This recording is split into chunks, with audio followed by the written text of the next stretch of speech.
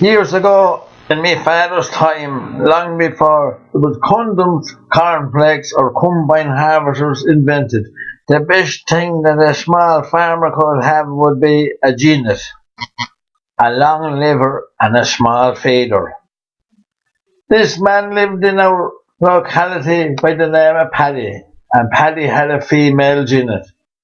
And as the Jennet was approaching 20 years of age, he decided it was time to breed a replacement Jennet. And not being wise on the breeding habits of Jennets, he inquired of some of the good boys in the locality what to do. The advice that he got was to go into a neighbouring county, a distance of about 40 miles, where he would meet a man that had a male Jennet. This day Paddy yoked the Jennet to the trap and headed off on this epic journey into the neighbouring county. He brought Shep the dog for company. He travelled all the day on this long journey and eventually met the man that had the male Jennet. And now, for whatever biological reason, male Jennets have no interest whatsoever in female Jennets.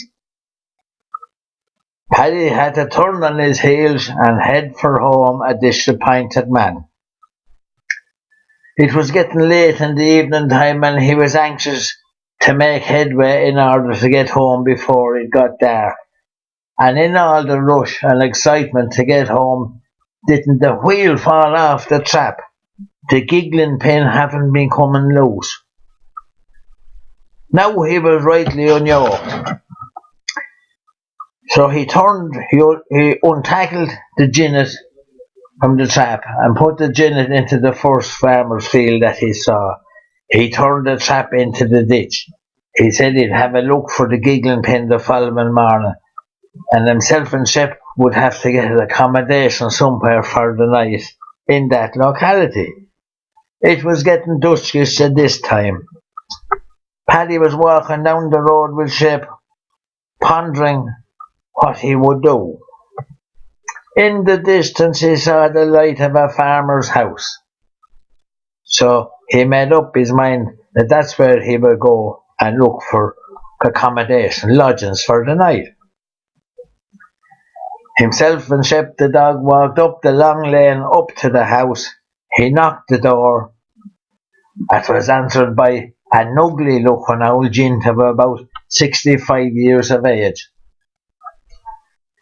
"Come in, me good man," he says. "We'd have been gone to bed," he says, "only the wife has a cake in the oven." Now the wife was a very pretty girl of about 25 years of age. Paddy was starving, not having eaten from breakfast time, and he detected the heel of a crust of bread on the kitchen table, and there was a tub of butter on the kitchen table. Now the tub of butter didn't look great. There was grey spots in it, there was green spots and red spots.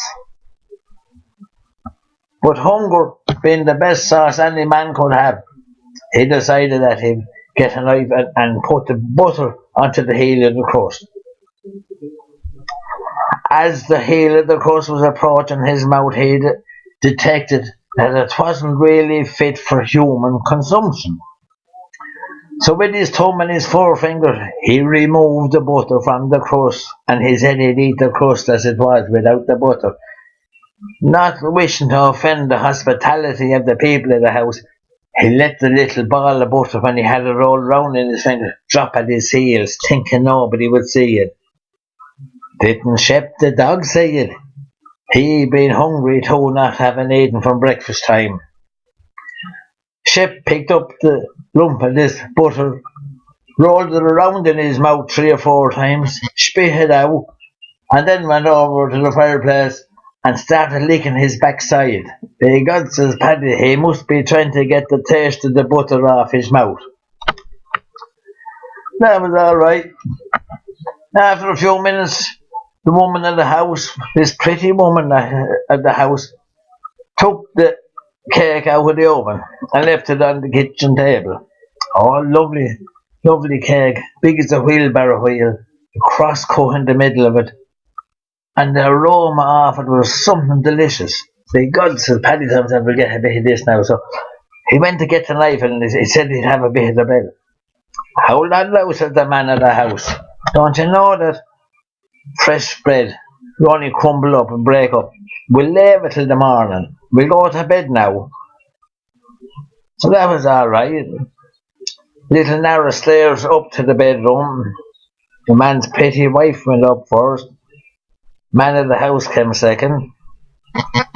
And Paddy came last. And as Paddy was going up the stairs, he looked back at the cake bread on the kitchen table and said if nothing else, he'd dream about it. Up to go to the little room. Only one little bed in the room. There was a cot in the corner, all right, with a child. And there was one little bed in the room. Now, the bed was so small that if one of them turned during the night, the three of them would have to turn. So the man in the house put his wife in facing the wall. He got in the middle and Paddy was on the outside. Now, the man of the house suffered from a condition called a frequency. Runs in certain families. They need to shed a tear for Parnell a few times during the night.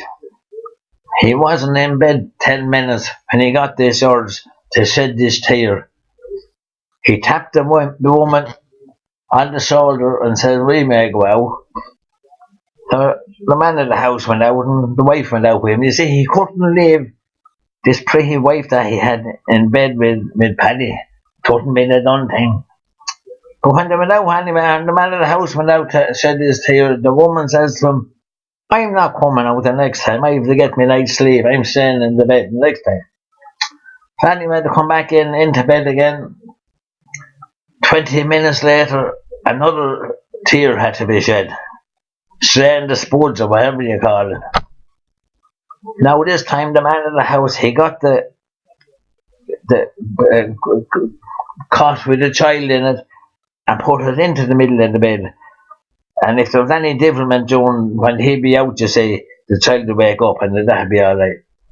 That was alright anyway. About 3 o'clock in the morning, the wind started to rise. And you could hear the galvanised flapping on the hen house and the turf shed.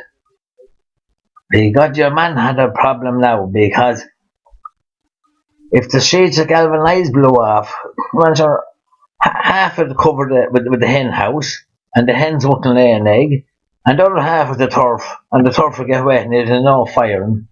So, and you know when one problem would overcome another problem, like if you had a toothache and then you cut your finger. But when you cut your finger, you forget all about your toothache.